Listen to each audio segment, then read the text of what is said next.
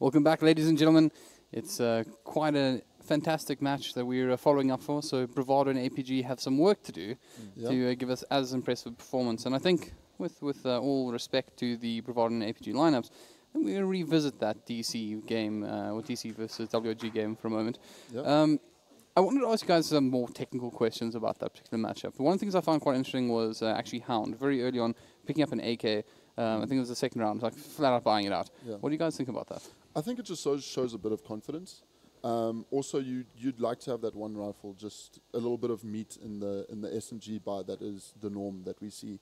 Yeah, it just shows a bit of confidence, and if you can hit the shots, I mean, why not? It is if you lose the round, it's a big loss. I mean, you're losing a rifle, and you're giving the enemy team basically a free buy for the next round. Mm-hmm. No, it is a risk, but it definitely paid off. It was, what, 5 rounds until they lost? Yeah, and he definitely did pay off. He went like 3 rounds without dying, kept the AK the entire time. So by the time he actually lost his life, he could insta-buy the next weapon again. So it wasn't that big a deal. But it was a risk that you take, and it pays off massively. And there were a couple of key plays where he was like versus 1 or 2 other players, where if he had a worse weapon, if he had an SMG or maybe even a pistol, might not have actually been able to take the win. But because he had that AK, guaranteed damage, and was able to actually make sure that his team wins the round. Yeah. I think it's interesting you say that, because I mean, one of the things we saw quite frequently in that matchup was a lot of players sitting on very low HP after a skirmish. So obviously the little bit of extra firepower always paying off in that situation. Yeah, it does. But speaking about firepower, one of my favorite thing in CS:GO, other than dualies, actually, is the deagle. Yes. And style picking up. I think we had a split decision because we were uncertain was it a 3K or 2K early on in the matchup with the deagle. Yeah, well, that 3K, I mean, it just shows how powerful a deagle is. If you're a good aimer and you use the deagle, you can go up against a fully board team. I mean, it's a one-shot headshot. You can get 1 or 2 if your aim is good. So it definitely does pay off picking up that deagle, and I mean, he just showed us how it could pay off in the right situation. Also, like, it gives your team a psychological edge, because then the enemy is never really, even if they know you're going on a econ round or maybe a quasi-buy round, they're not confident of the fact that they can actually beat you now, even with better equipment. They're like, the last time we went up against this, should I push the shot? Should I not? You're like, I don't know about this. So it really, Style actually played out of his mind, that game. Would he be your pick for the DC players? For MVP? Yeah, for DC. Probably Style. Like HH came through in the clutch at the very end of the game, but just from the get-go, Style was just there everywhere, wherever he needed it to be. Well, even when his team was facing really bad odds, like there were a couple of times where they were around banana for like maybe 3v2, but Style either has an AK or a deagle, then you're like, all right, cool, there's still a chance for this. And what he did, which was also very interesting, is that he saved for a very long time before buying that first AWP. Didn't go quasi at all. Went straight in for the thing that his team needed him for. But while he was doing that, he was still performing really well with the pistol. So he played really well. That's the thing with your AWPers in your team. They generally go and they'll save 2 or 3 rounds. Where, for example, the first buy round, say, for example, you're T-side and you win the round without planting a bomb. You'll see your AWPer saving, buying maybe a P250, very, very light, saving for the next 2 rounds just to ensure that they can pick up that AWP. If that's obviously where they're going with it. Of course, you have some teams that refuse to buy an AWP for the first couple of rounds just to feel out the other team. I know that some teams only pick up an AWP when, in response to their enemy team picking up an AWP as well.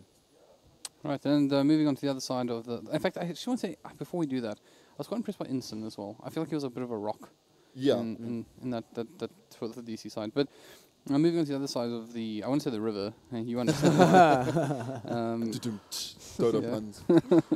But I think Fat Cakes definitely... Yes. In a big way. I think we said 30K'd in that, 30 bombed. Yeah, you got a 30 bomb. I mean, you don't generally see that. He just played out of his mind. Yeah. He was hitting shots that, I mean, even I think he was surprised at some stage that he was hitting those shots.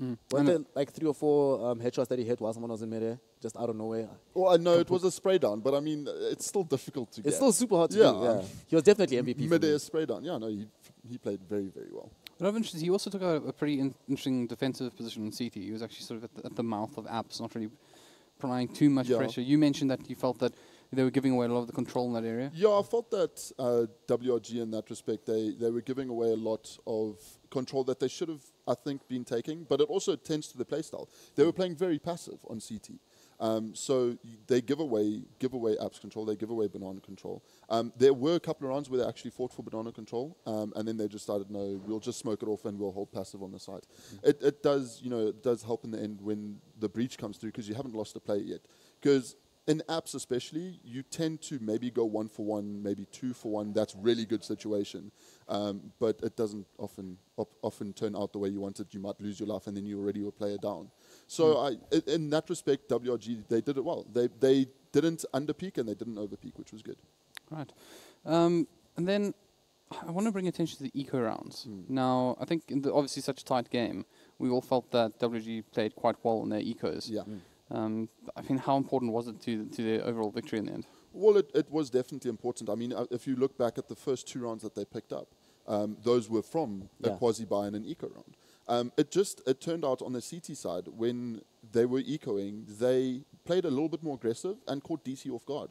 I mean, there was one round where, I can't remember who it was, but they pushed all the way down second mid and they went into Banana. Well, no, they pushed down mid, went into Banana and caught 2 players off guard, dealing a lot of damage. And then their team just goes, well, you peek the corner, you're going to die. Because they've been headshots, so they only have about 10 to 12 HP. So it worked out for them in the end. Yeah, I think the big thing about them is that whenever you're super aggressive like that on an eco round, you always force out the better economical trade with your enemy. Even if you end up losing like 4-5 or 3-5, it's fine. Like, you know that they've bought weapons. They've spent $2,000-3,000 this match. And suddenly now you're like, okay, guys, that's fine. You can equalize in the next round. And any future buys, now you might even force the enemy to go into an eco round themselves 2-3 rounds down the line when you are picking up your own weapons. So it does really help in that regard as well. I mean, that's the thing, right? So you're looking at a team that is full eco, only P250s, it's $250, going up against a team who's fully bought. If you get 2 kills, that's a huge economic advantage going into the next round. I mean, you making, especially if it's, say, for example, the 3rd round buy, the 2nd round buy that the T side would do. You get 1 or 2 kills. That means that those players are either going to have to get save or get dropped by their teammates. And it just dives in a little bit too deep into the economy. And I think the second eco round, I forget which player it was, but somebody picked up an enemy AK as well, which also helps a lot in saving for the next round as well. So yeah, it was really good play from WG. Every eco round, I think that's going to be really dangerous for all teams going forward. Just watching WG, what they do when they're going to be having an eco round. Like, we might see other teams being forced to respond with their own eco rounds just to not lose out in the economy, just to keep the game even at that stage. So before we move on to our next matchup, we have a couple of admin things to do, by the way. But oh no, here we go. Before we move on to that, I'm going to enjoy this one. Before we move on, do you think that, I mean, DC we've touted as being a top 3 side here. Yeah. Does this put them in the race? Or WG? WG in the race. I definitely think it does. I mean, they still have a tough road ahead of them. But it definitely, look, it is a best of 1. So their performance was really good on the best of 1 format. Yeah. They're in the winners bracket, which is best of 1. So if they continue this form, they definitely are in the running. Yeah, I would agree 100% with that as well. Yeah. We'll see what they can bring us. What they've brought us, and I think most importantly here, is that this is the first time in the history of my broadcasting career, and I talk about this on as a caster, as a panelist, just behind the scenes, that I've reached game 3 of a day, and not a single point has been allocated to either of the panelists. Well, yeah, I think I should get a point because in the end, no, it clearly says here 16-12 to DC. Hold on. I did say that WG would win if they went into overtime. But they didn't go into overtime. But they went to a very last round. You guys are stretching real hard here. Real hard. We want the not points, close enough. Yeah, man. So 0-0, lads. Come on. Come on. All right, we'll come back for this. Relax. Yeah, we'll come back. It was half time. Lunch was half time. CSGO is based on comebacks. Yeah, we've changed sides now. Now we're on the other side. So cool. We'll make the comeback. Okay. It's a T-sided map. If you guys don't get every single game right down to the map from so redeeming yourself. Then I don't actually know what he won, but I do need to point out that Penguin ZA won something on the stream. Enjoy your something. Won a couple of keys, I think. Yeah, he's won something. He's won something. Yeah. Penguin always seems to win something. What he's going to do, he's going to trade in for a Hearthstone pack. Maybe. Knowing him. Or he's going to buy a Penguin costume, which I think he should. Right, but okay, so we're actually about to get into the Vita now, so we'll use a bit of that Vita time as well, just discuss Bravado and APG. A big, quick shout-out to Marshmallow, the executive director of the panel, apparently. The latest addition to the fluffy friends of VS Gaming. Yeah. But, so obviously BVD. We expect them to do well here. Yeah, it would be this would be an upset if they lost, but Very much so. But we don't know actually because this is an entirely new roster from APG. So actually, it's going to take a few rounds before we even show how good they are. Like No, we haven't definitely. seen them in officials. We haven't seen them. I don't think any of us have seen them in scrims. So nobody knows what to expect. Actually, I must say, I haven't seen this new team play. But what I can tell you is that if BVD gets cash, it's going to be, it might just be a one-sided affair. yeah, BVD on cash should not happen. That's if nothing else, make sure that doesn't happen because then you will lose, guaranteed. What map do you want to play them on? I mean, Nuke, man. I see Nuke. If I see Nuke, Play today, I'll be Nuke. happy. Ban for Nuke. I don't. Yeah. I mean, all BVD is just good all the way around. They need to take maps where they can beat them. I think on strategy and not based on aim. Yeah, I would agree with that. I think you can't. This is going to be a similar situation as we saw in Game On. You can't allow the team that's actually better than you to have an even game. You want to complicate life as much with them as much as possible. Make them think about the game differently. Play in places that they're not particularly comfortable with. So just make it hard for them. I think is the only way to win this game. Oh, just gone to the vetoes, but Come on. BVD knows. They know. They know. you see, here's the thing. I was going to say. I mean, if your best bet right now is to outsmart players of the caliber of Detroni, as far as you know, the amount of history and experience that man has, you know, good luck. That's very true. But I did chat to the APG guys, and they did mention they were looking. I mean, they're being quite realistic about the affair. They're not expecting to win this by any means, and their sort of first goal is that they're going to try to get towards double digits, which I think is a pretty like solid kind of way to look at this. And I think if you can get double digits against Bravado, you probably can do quite well overall. I mean, that's probably something that's worth mentioning, and something I think we forget quite often in the South African scene, is that back in the day. When the prize pool was your fund back to the LAN, and then progressed slightly beyond that, it was really only the winning team that got anything out of the deal. But of course, finishing as high up as possible in these events is obviously just as important. Yeah, so no cash either. No cash. But what I think we can touch on a bit is that it's an interesting note. BVD with their new lineup have only maps have only been taken off them by 3 teams. Yeah. Since they've changed their lineup. So I mean, can you name the 3? It's a good run, huh? Can you name the 3? Hey, XD, Energy, and someone else. I feel like it's DC. DC. Yeah, it was DC. Yeah. There we go. So I mean, look, Inferno going out now as well by BVD. This is going to be interesting because Probably a bad Mirage now, right? no, Overpass is gone. Oh, Overpass. Oh, wow. Okay, so what's this going to be? Which Well, pick my is gonna be? cobblestone's gone, so I'm unhappy already. My nuke's gone, so I'm unhappy. I mean, I really would have liked to see a nuke game, but I know that I was having a chat to some of the players, and they said that nuke is generally a map that often gets banned in SACS. Yeah, it's just too confusing, I think. I think no one plays it specifically often enough. You just rather get out of the way. And it's also one of those maps that doesn't just rely on your team being better. You can lose to a worse team on nuke. It's not that surprising to see, so rather just get rid of it. Make the game as open as possible. Yeah. I'm guessing I kind of want to see the Mirage be the final. I suspect we'll see Mirage. I know it's the new. I call it Dust 3 earlier. Dust 3, yeah. But it is nice because I think that is one of the most practice maps available. Oh, we're gonna see a train. It's Train. Wow. Yeah. BVD just picked it. Okay. BVD picked Train. So so this is the thing, right? Train is. We were talking about it, I think earlier today or yesterday, off stream. But Train is very difficult to hold. Yeah, in my opinion. So if the T with a good T execute onto A side, I mean those smokes coming over the top, it's going to be difficult to hold. I'm excited to see some new strategies coming out from these teams. Right. Well, I think Bravado kind of I feel like they're scary on this map as well. They're extremely scary on Train. I'm kind of surprised that it's still in the pool. I would have expected that maybe APG would not want to play them. I think Case Train, you just like, let's not play Bravado on these. Or, APG have been practicing. They could have just been maining Train. Yeah, and they've just been playing hours and hours on Train. And maybe they feel like they have a good chance against it. So our current speculation is that they're going to try and beat Bravado. Yes. With tactics. Yes. Outsmarting the likes of Trony. Yes. I mean, is it fair to say this is Bravado's favorite map? No, I don't think so. I think Cash. I think Cash is a okay, favorite. but a scary one. Yeah. No, they're good. Yeah. Okay. Good luck. It's not going to be easy. It's not going to be easy. But this is the thing. I mean, you get a map against one of the best teams in the country. You're going to be scared no matter what map you play on, to be honest. Yeah. You just need to keep your head. They need to bring their A game, actually their A++ game. Yeah.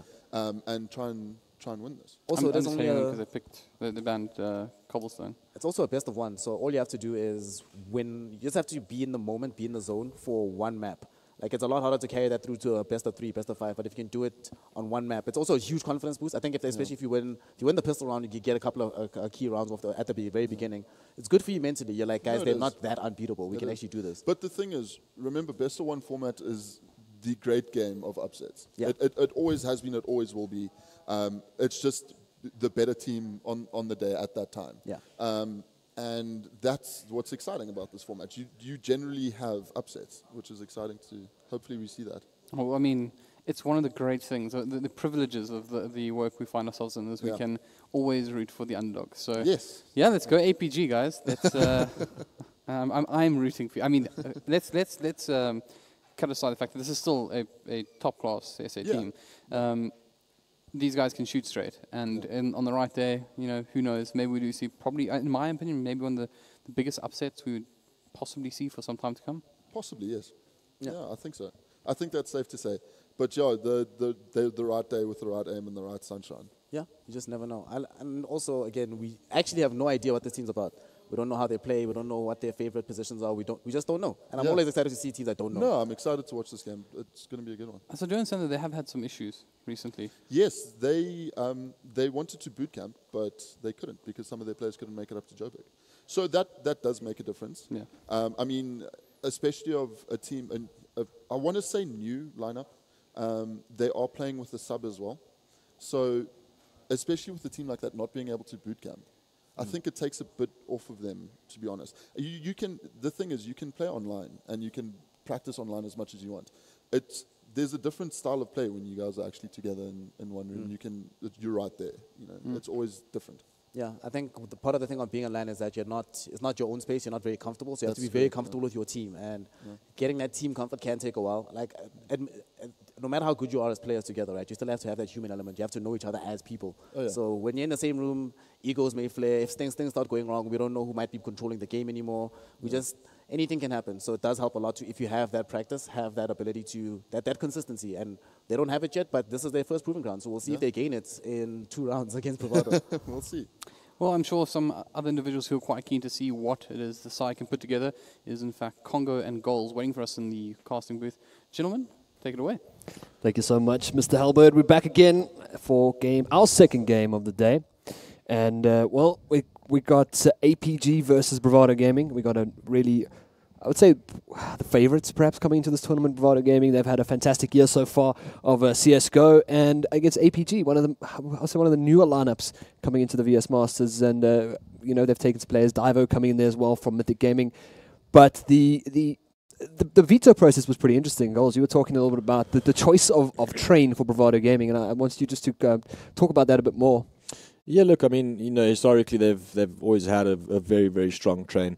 For me personally, it was no surprise that between Mirage and Train that they decided to go with Train, just purely based on the fact that it's a very structure-intensive map, and the more team structure and pretty much common understanding that you have amongst your team, the stronger you're going to be on the map.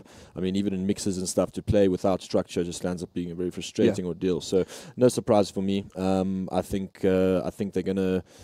I think it's going to be a tough hill for APG to climb, but I mean, let's see what happens. They've obviously prepared for it, so You said, but Mirage could be slightly more volatile map for a lot of teams in terms of there's an element of unpredictability with Mirage. There's a lot of corners, a lot of angles to take, and I mean, I would say pretty much all maps are rely heavily on team coordination and teamwork and such. You think Mirage, they might be sneaking a 1 or 2 because I guess there's a lot of like sets tactics for Mirage. That A breach, B breach, it's there. I think the general problem with Mirage would be is that well, for BVD at least, it's just that they have a lot of everyone has a lot of experience on Mirage, whereas not everyone has a lot of comp experience on Train. Yeah, but I mean, here we go. Well, we are going to go live with a knife. Yeah. Just a knife round coming up here. We're going to see who gets what side. And, I mean, I guess does it really matter for Bravado what side they get on Train? I mean, and looking at I would say they I kind of like seeing teams like Bravado start on training because you have a lot of momentum-based. Starting on terrace because you have a lot of momentum-based players going into a map where they can just open up wide with frags, and you kind of see that play throughout the game. They just have this amazing amount of momentum, and it pretty, I wouldn't say carries the team, but in a sense it pushes the team to kind of perform at the level that they're playing at. Look, for me, I mean, the reason why I would pick Terrorist is just being the first game of the competition. Yeah. So you don't want to, CT being the favored side, you don't want to kind of be left in a position where you're not really, in the game, and you perhaps lose a couple of rounds that are worth a little bit more, Yeah. But I mean, as expected, they should have started CT. They did start CT, and it's just to establish a really, really solid scoreline and just try and dominate as much as they can. So I mean, here we go.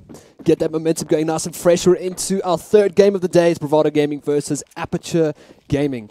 The Golden Boys of SA, as they've been pretty dominant throughout the years, but the scene is changing fast. And this weekend, they have every single thing to prove as they're going to go to their, I would say, their first, big LAN tournament outside of it. And Sonic opens it up immediately with a pick. And that's going to be down on that A bomb site. And so anyone close to get the bomb down here, I think is the most important thing. But it's not going to be enough elusive. He does get traded out pretty well. This looks like a pretty good round here for APG. And that they wanted to get the bomb down. That was the most important thing right there. But now it's a little bit of cleanup. But they've got a 3v2 as Crucifier takes down Fady as well. Good start coming out here for APG. And look at that, goals.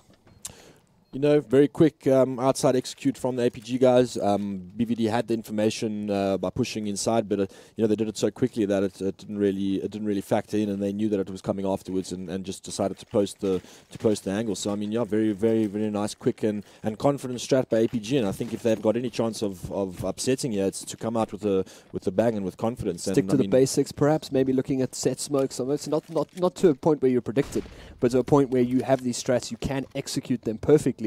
And and that's it. Matching Bravado's aim might be tough. Elusive gets tagged up there going into ladder, and he might actually go down. He does. Absane takes him down, and it's got an inside push coming out here from APG. They're still playing a lot of information game, but that bomb is making its way into up B here. And it's just a little bit of people making noise here on the A bomb side. Nice little molly coming out as well from Divo. He doesn't want to go down here or give a gun away to Bravado Gaming, so it's not going to be a clean sweep here. See, I think APG are busy trying to sell the fake here while moving inside, but it seems like they're taking a bit too long, and those guys committed way too much. I mean, now you're sitting in a 4v2 situation and, 3v2 situation, and, it's a bit tighter than it should have been, considering that they got the first pick. Yeah, you'd think once those first few picks are down, you'd think they'd move out and try assist on the B, get that, but they didn't sell the fake too much. But now we're going to be defending Casimir right up on the bomb side. Won't get the kill as Detrony jumps in with that P250, takes the second frag. Now Crucifier left alone, Detrony makes it 2. And that's just the power of the 5-7 at that close range. And Bravado will get the eco upset and get that first defuse. And a really, really good round coming out there from the boys in blue. Yeah, I think what the problem there was that off the bat, APG came out looking for the info, convincing them of the fake, and once the first player went down, it felt like the confidence generally across all the remaining players just seemed to come to a grinding halt. I mean, all the players are now hiding, not holding angles, not using the guns, the rifles to their advantage, and I mean now they find themselves on a force by themselves. Yeah, I mean, that momentum from the first round should have maybe kept them carrying a little bit. That's probably why they felt they could take those duels on A. Nice nades coming through there. It's going to shut them down immediately here in A as they continue to move out. Detrony just cleaning up alongside Sonic there. And what was hoping just to be a fast push, perhaps get a bomb down, leaves 2 players left alive here for APG as they hide inside the ladder room. And a nice little dink there through the smoke will hit Elusive, but... It was definitely a teammate just shooting him. Oh, was it a teammate? Oh, I thought he got dinked. I think so. I thought he got dinked there from one of the players, perhaps Kasparov with the Tech 9.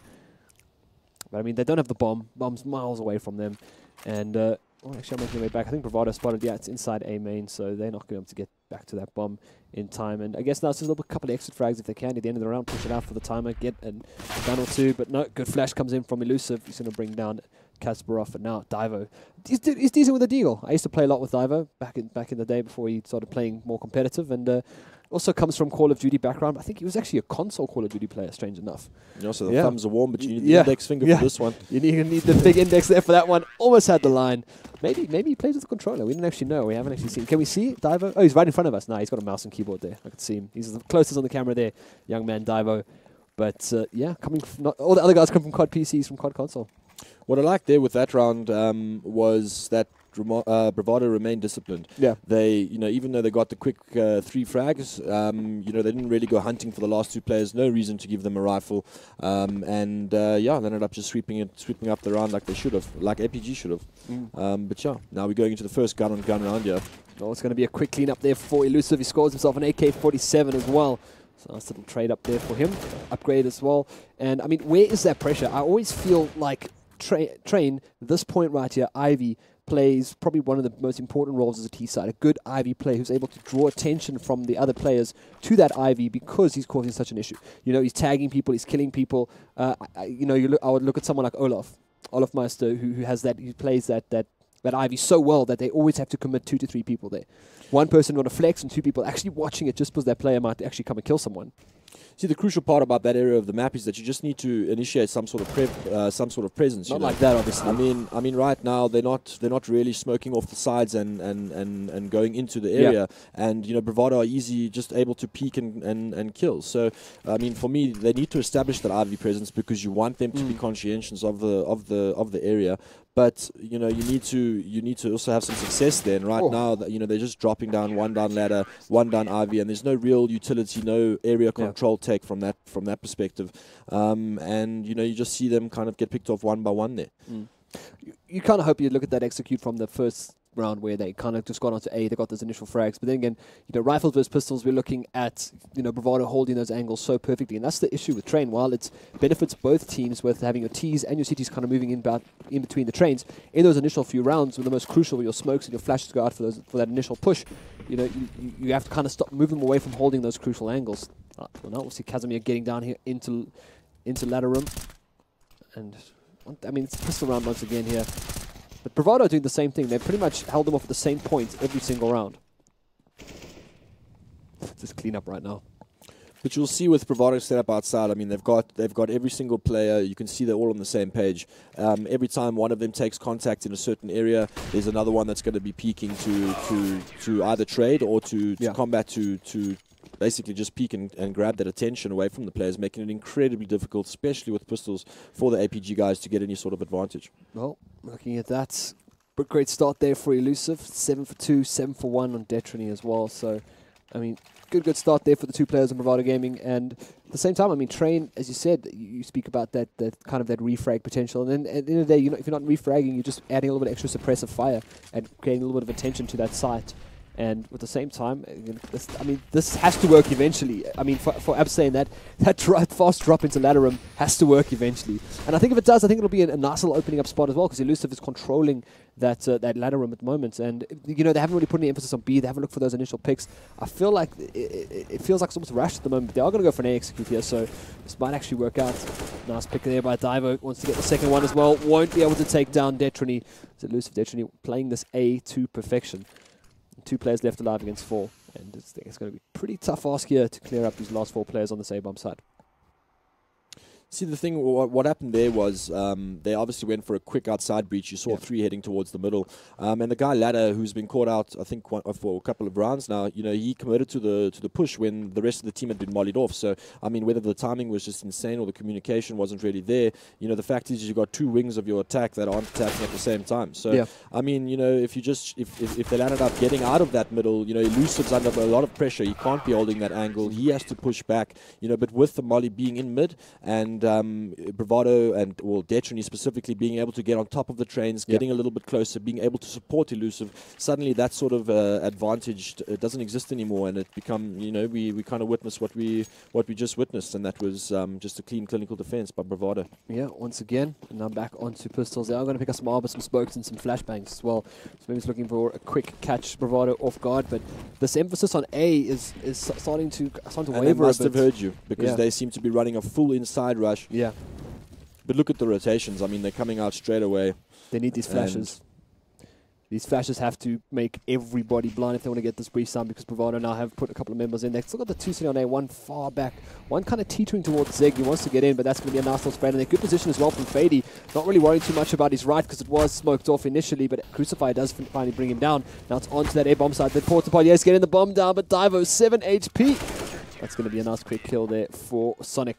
So, I mean, good attempts. It's just they didn't account for the Fady. Yeah, look, I mean, for every single round since the beginning, I mean, we're going into round 8 now. They've had some sort of outside presence, be it a full-on breach, be it a fast breach, slow, whatever it may be. But they've always had some sort of presence, be it rushing down ladder or going towards middle. And there, I mean, they rush straight towards inside. Elusive's playing close at the ladder, so he heard them. And you can already see that Bravado had a good feeling that that they were inside and they were able to rotate that additional player inside. So Fady's just playing extremely confident on top of the train, screaming at them to come to him because his teammates are there to back him up, and he's not really worried. He gets 2K, he prevents the bomb plant, and his job is done. The rest of the UTIL reigns in, and the rest of the players, and they get the round, they convert the round. Well, we do see quite an early pause coming out here from Aperture Gaming. I would say probably at the best time possible. They've had a good start. They got the first round. They showed a little bit of momentum, but it just fell apart from that round after that. So calling the timeout pretty early on here, 6-1 to Bravado Gaming. And this will give them a chance just to reset Bravado's momentum, slow things down a little bit. And that is going to be on the back of a buy as well. We can see the AWP coming out as well from Kasparov. No AWP yet. Oh, sorry, I lied. Detrin does have picked up the AWP now as well. So, I mean, looking at that, Bravado, the ultimate kind of bad manner play here is right after a pause, Bravado go on the aggressive. Instead of what they've been doing for the last 6 rounds is, hold those angles, kind of just allow Aperture to walk straight into them.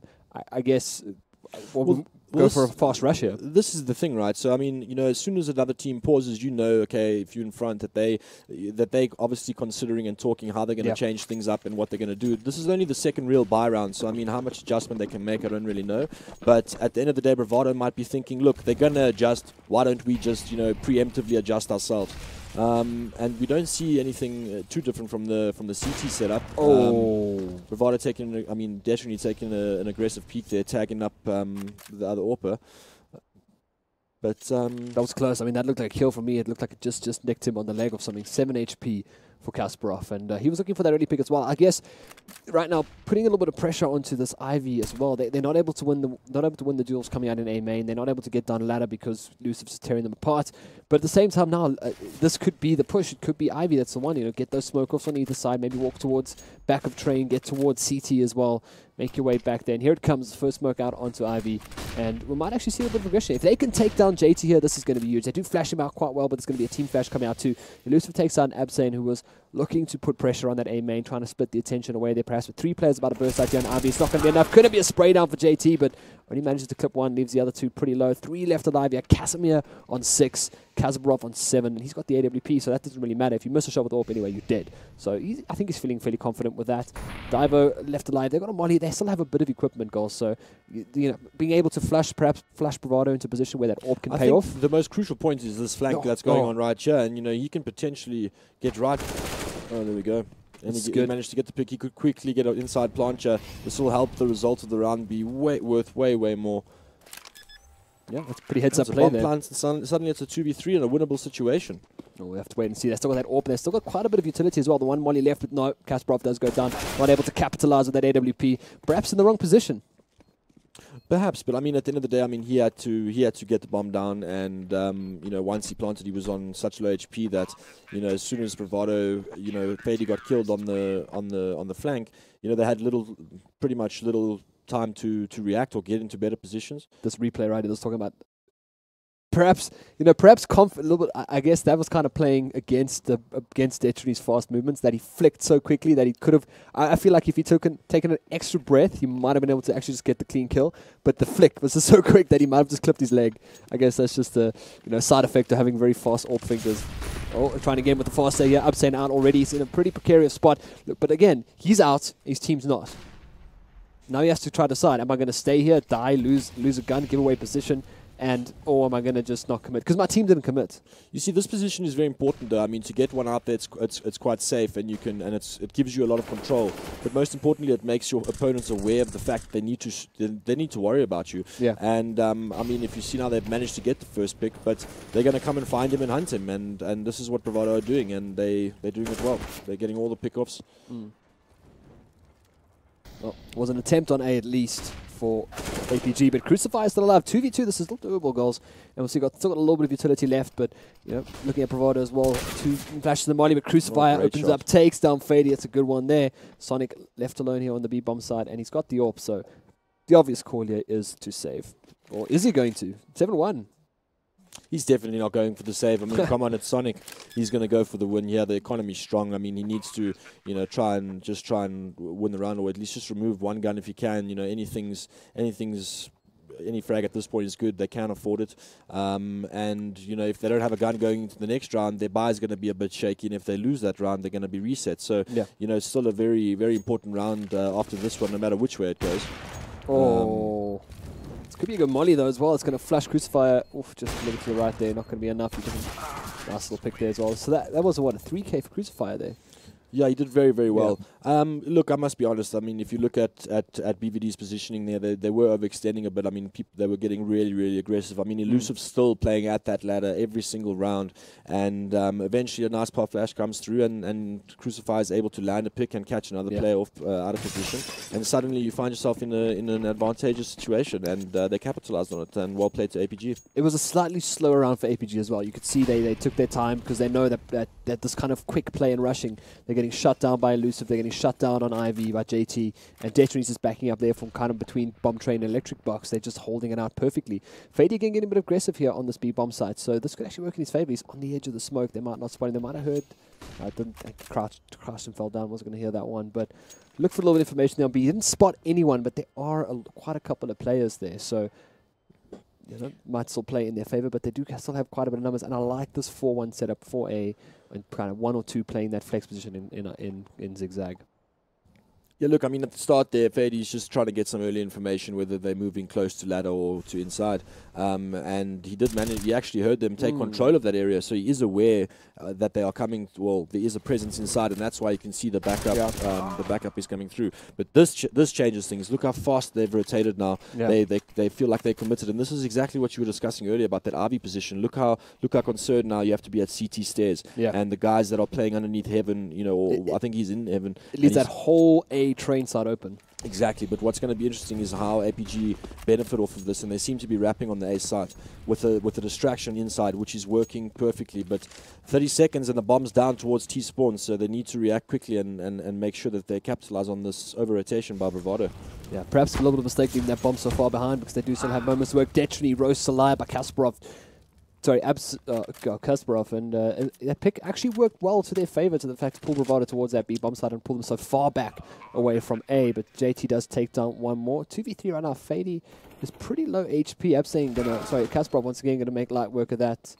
And now we'll see with the AWP. He's got the side on the bomb. He has to step a little bit there, but they're gonna try their best. Actually, no, he doesn't have. I thought it was planted, but further back, Kasparov not gonna land the flick. That's going to be another defuse for Bravado Gaming. So, I mean, that worked out slightly better, the kind of the slow hold it out for the round. I feel like APG's underestimating their own player. I mean, they got the first pick in IV and they settled for a bit, and then right after that they started initiating on inside, where Bravado already had a feeling that they were coming there, and they over-rotated their entire team over to the inside bomb site. But the guys that were outside weren't sure that they had sold it enough, and they didn't commit to that. Had they done that, they would have. Planting at that bomb train is all fair and well, but if you're all staying within that area, you just leave yourself open to so many retake angles that it's very difficult for you to hold. And had they had that extra bit of time, they could have got 2 ladder, they could have got 2 sandwich, panda area, Ivy. They could have just posted angles where the BVD players would be coming from, and they would have secured the round. But I mean, at the same time, nice retake from BVD, and unfortunately, like I discussed, now they reset. Now they've pushed into a force by. After this, they need to save twice, and this is where the economic the economic battle ends, basically, where BVD are just sitting nice and flush, and APG are sitting with a tough situation. Nice little molly out there from Fady, trying to hold this push off one more time. Takes down one.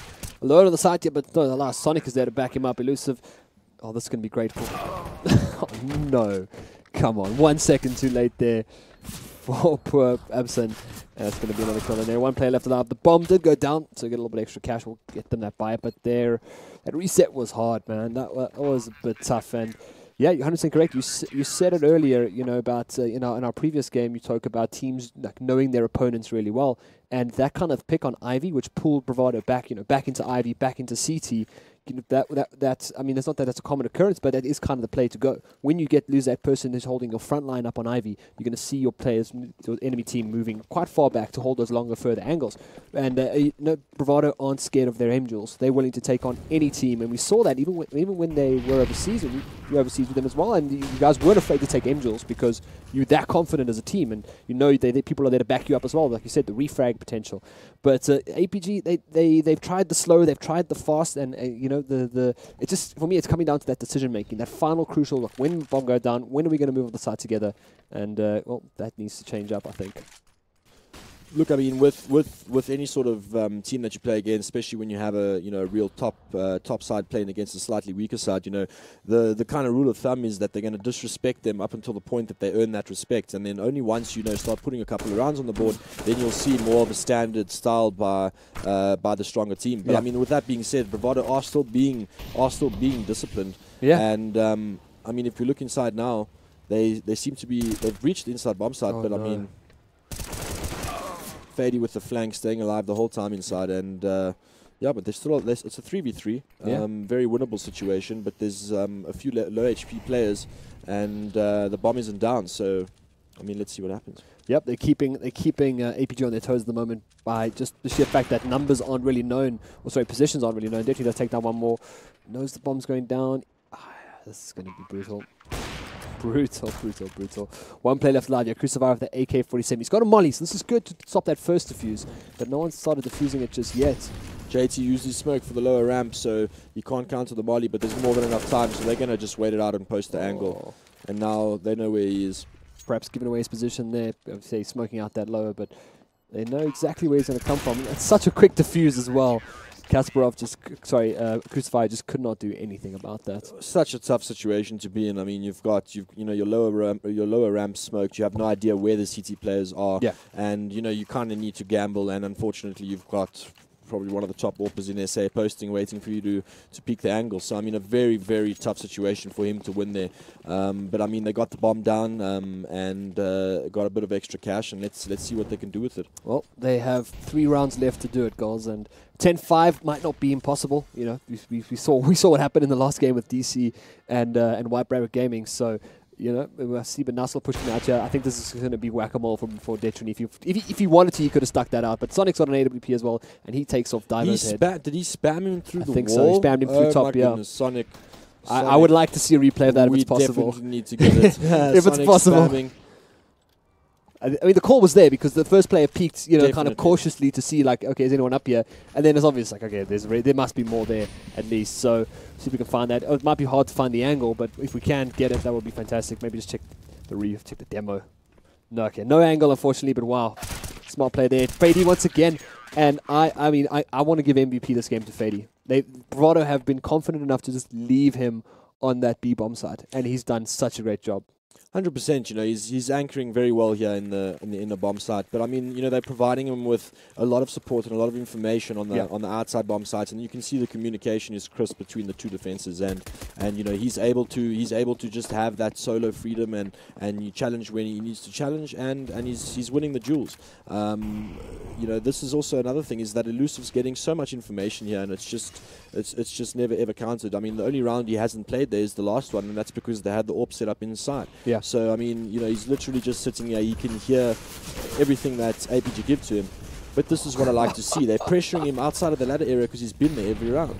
They are so tired of Elusive's nonsense. They're just going to spam the crap out of him and just throw nades and mollies at him. But this is a good setup. They go for the straight up on A, and they want to try and at least, push them out and try to flush Bravado out of those positions, because they're holding this train here perfectly. Crucifier from the back takes down Detrony now.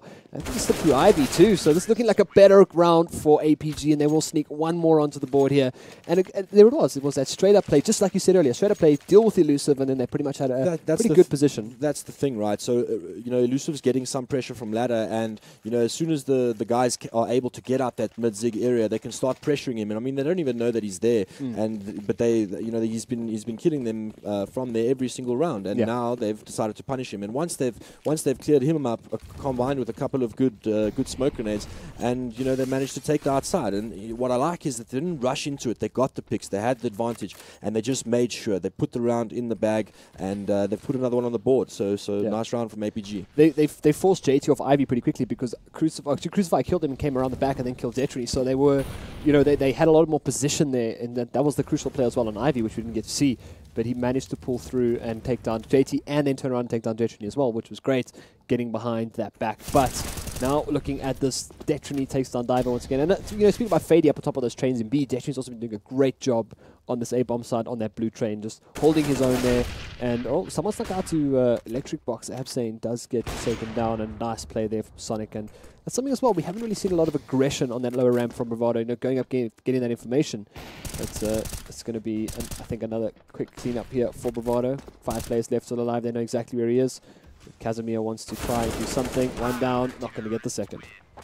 Yeah, look, I mean, speaking about that inside aggression, I mean, there's no real need to actually do it. I mean, if you're having all your information at the other sides of the map. So, I mean, if you look at Ivy, and most importantly, like we've been discussing, the ladder, you know, BVD are literally, have got a wealth of information on the outside bomb side. So it's not even necessary for Fady to look for picks. You know, if you're not sure how the team is running with their strategy, and you don't seem to have a I don't know, like a leg to stand on in terms of where they're going, at the end of the day, you know, you need to be pushing for that information. Yeah. And I think Fady, he knows that. He's got, like I said, he's got all the information, and there's no need for him to push. No need to give a stupid advantage away. Yeah. Well, into the first pistol round here of the second half, or the only pistol round of the second half. And, well, they managed to take their first pistol up against Bravado, and that was on their T side. But now CT, oh, that was interesting. Little jump shot. The jump run and headshot. A classic. A classic. Well, it's going to put them in a little bit of a tough situation here. And one player so low, especially with body shots coming out there from the train of Glocks about to rush onto the bomb side. Fady a little bit blinded by smoke, and now he comes out. Tags his teammate, lets him know him there. It's going to be Kazarov turning around. A little bit of a mess up there at least, but Sonic does take down Crucify. It turns it into a 4v4. We're still waiting for one more player to get that rotate around and get that pick, but Asparov still holding it out here, takes down 2, and this all of a sudden turns into 2v1. Detrini left alone. He's pinned down at the electric box, and you know, this is going to cause quite a bit of frustration, because I mean, you had guys going for knife kills and such, and I think they assumed that the round was over, but suddenly 1 or 2 nice shots, and it's now it's at a 2v1, and Detrini's very, very low. He spoke about that whole respect thing, and I think this got to the point now where, you know, at this point in the Energy versus Southern 5 game, we had Cannibalistic, or he knifed someone, and he was buying the... I can see the smile on Sonic's face there. He was the guilty party going for the knife kill there. Of course he was. JT denied him, probably had a good laugh himself, and then they both went to bed. So, you know, as disrespectful as it was, it's cost them the pistol round, and potentially subsequent rounds as well. So, I mean, well up to APG. Yep. Not allowing that disrespect to come through, but they do go for the buy up on the armor pistols as well. Quite a bit of equipment on the elusive too. I mean, he obviously upping off the armor there, and Crucifier, I've seen him do some good stuff with this with the scout as well. So we'll see what can he do. Maybe settle them out. And I actually wouldn't mind seeing an aggressive scout coming on Bravado. I mean, with those pistols, you can get some good tags. There's a really nice outside wrap that Bravado are doing here. They've smoked off the Ivy for the support snipers. They've just cut off the bomb site. They've secured a plant, and you know, at this point, their job's pretty much done. Yeah. Well, so Ivy wrap once again. I said that crucial position, but they are going to get the defuse, and it's going to be another round on the board here for Aperture. But they did quite a bit of damage. They managed to hold on to the 3 rifles at least, but Bravado, I think, capitalizing quite nicely on that eco round, getting the bomb down, and that's double plant for them. So we could possibly see a buy coming out here.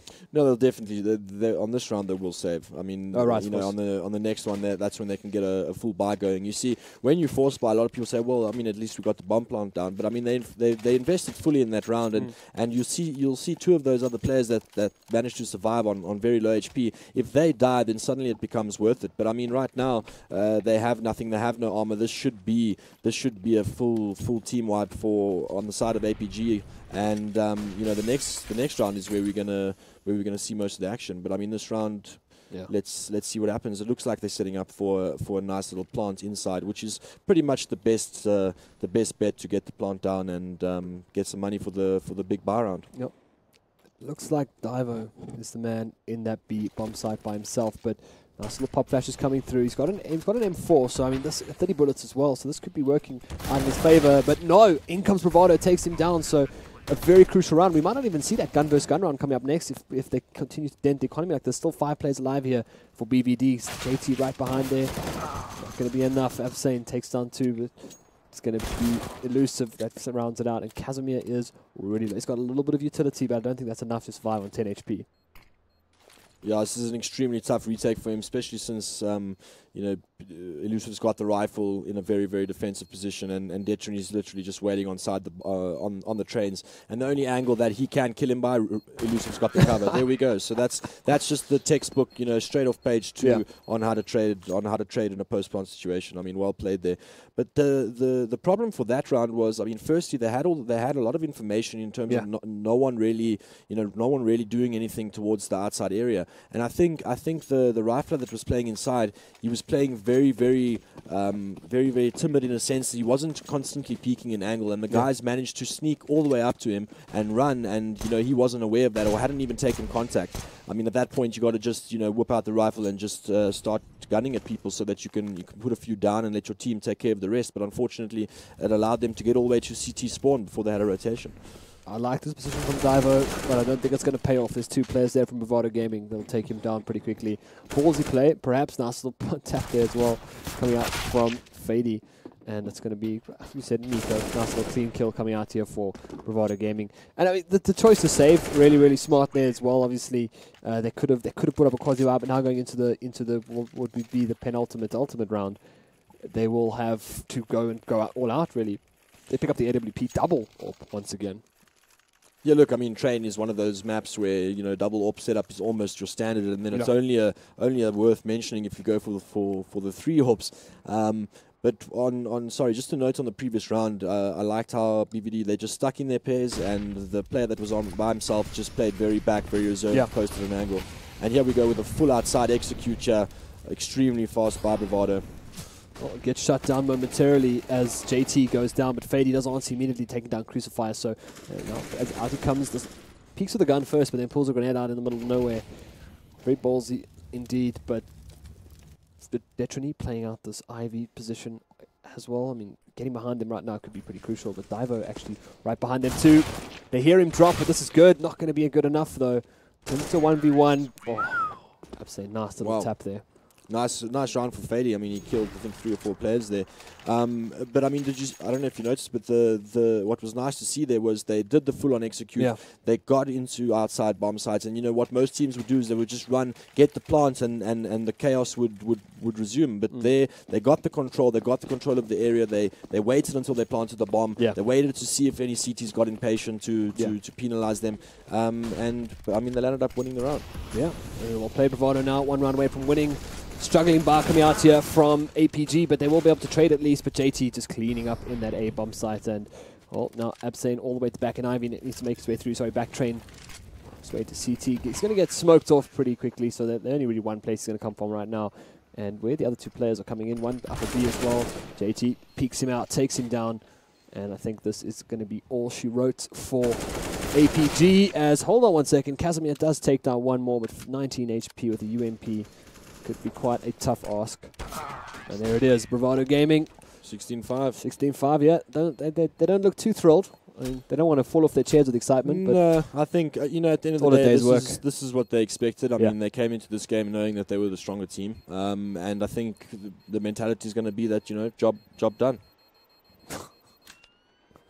Well, yeah, there's Sonic, who made a conscious effort to make his hair look like that today. I don't know why, but yeah, I mean, good game, Bravado Gaming.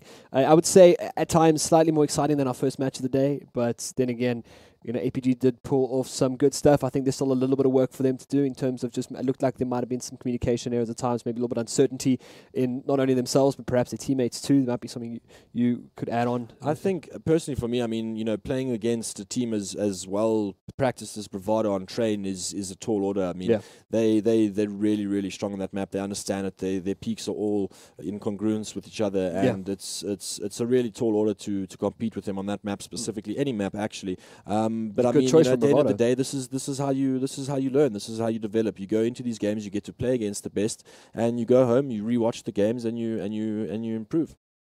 Well, that's going to be all from myself and Goals. We're going to hand back to Hal and his birds on the on the panel desk. Thanks very much, Congo. Your birds. Hal and his birds. Yeah. You're now birds.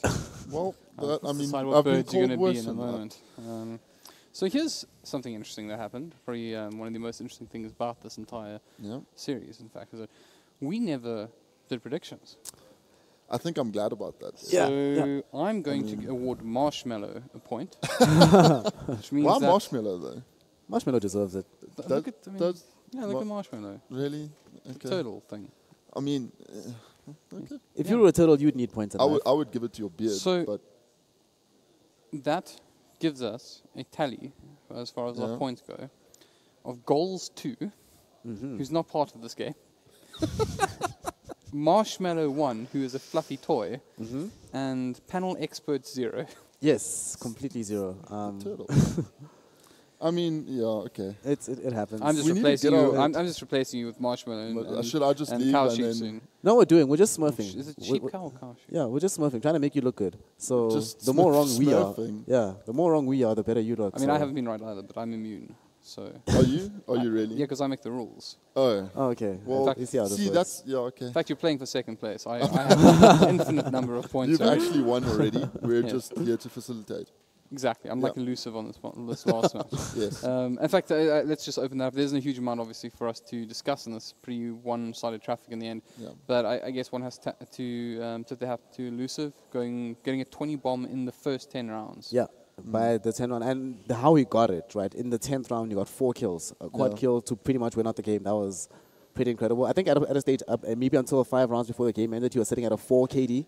Yeah, he was Exceptionally high. sitting on a 4 KD again, in a Masters event. Yeah. I mean, that's good showing. He really did come out to play. But on the side of BBD, it just felt like a real elusive Fady show. I mean, both of those players just came by and they came to play and they did really well. I mean, nothing away from the other members, but those are the 2 players who kind of really stood out for me. Right. I mean, let's just point out as well that APG are not small fry. I mean, these people would destroy us in the last 3 years. Yeah, I mean, we'd get wrecked Classically, completely. with ease. So I think this speaks more to how strong Bravado are, not necessarily that APG are weak.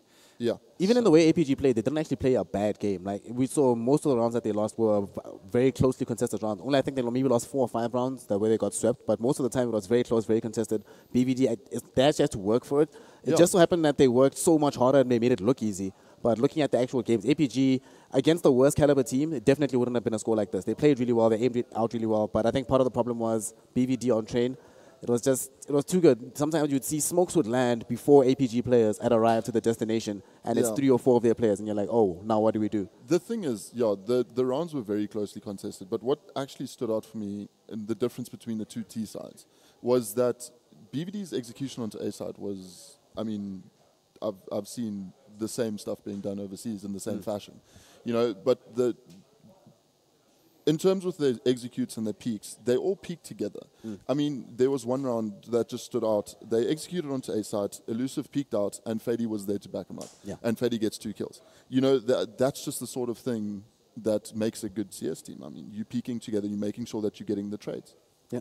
Just good, solid teamwork from PVD. They looked like a unit. Everywhere they went, you had an idea that they were moving as one. The communication was on point. There was never a time when somebody was purely isolated by himself, unable to do anything. It was just a good, really, I think the best team performance we've seen today from anybody. Cool. Well, I think we do have something of interest to show all of our viewers at home. We do, in fact, have, let's call it an interview, because I'm not sure what to expect here. But other VS Gaming interviews, if you've seen, have been interesting. Let's give a little tip of the hat there to a certain XTC friend. But let's see what we heard from these players here.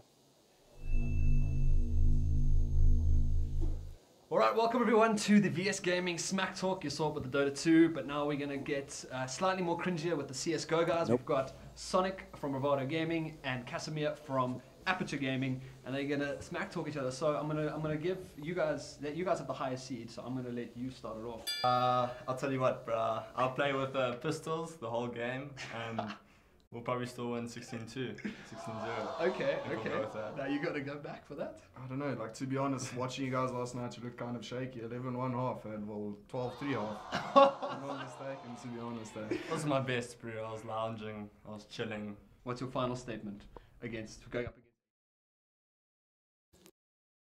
Right, well, it's always interesting to hear what the players have to say. Yep. But I guess that's sort of after the dust has settled. So Yeah. we'll see how APG go ahead further on. They might have a better success in the lower brackets, and that is once again one of the interesting things. If you missed out on some of the previous panels, we discussed that it's BO1 upper bracket, BO3 lower bracket. So APG will have an opportunity to redeem themselves. Of course, for Bravado, familiar territory, cruising in the upper bracket. Yeah. But I think from us here, I mean, I'm not sure if you guys have anything else that you would want to... I just wanted to point out that it does maybe potentially give us an energy Bravado game before the final. Yeah, that is true. I mean, In the winners bracket, yeah. I quite like it when one of them gets knocked down a little So bit early, just one to of them's throw the gonna cat go- amongst the Yeah, pigeons. yeah. So It's going to be, that will be exciting. If we see that and one of them getting knocked down, then yeah, it's going to be exciting. angry brawler version of energy of Bravado just going to get you. Going to get you. I think the one thing I actually want to see, I hope that the winner of XD, I hope somebody knocks down one of them before they meet in the final, before they meet the winner bracket first. I hope that if Energy and Bravado play, it be in the grand final. But what would be even more interesting if they don't play at all. If we have a completely new Titans matchup and the two of them, well, I'm That sure would be they came, interesting. both of them came prepared to play the other. Oh, yeah, right. of So if that doesn't happen and they're forced to go up against an opponent that they actually haven't prepared for, that could be interesting. Could be very A interesting. Yeah. WG XT final, something like that. Maybe WG just- XT final. Yeah, Just, that's- just go for something completely different. Maybe XCC as well. You know, with a trifecta final. Yeah. Each one plays around, see which team picks up the most. yeah. Right, enough of my nonsense. So, speaking about XD and XTC, there Yes. will be the next match we will be watching, and that'll be at 3 p.m. So we're going to take a bit of a break. But that is a pretty interesting story as well. XD have some surprises in their lineup. They do. But, they but do. we'll get to that when we come We back. will. So we'll leave you on that cliffhanger. But until then, guys, we'll see you soon.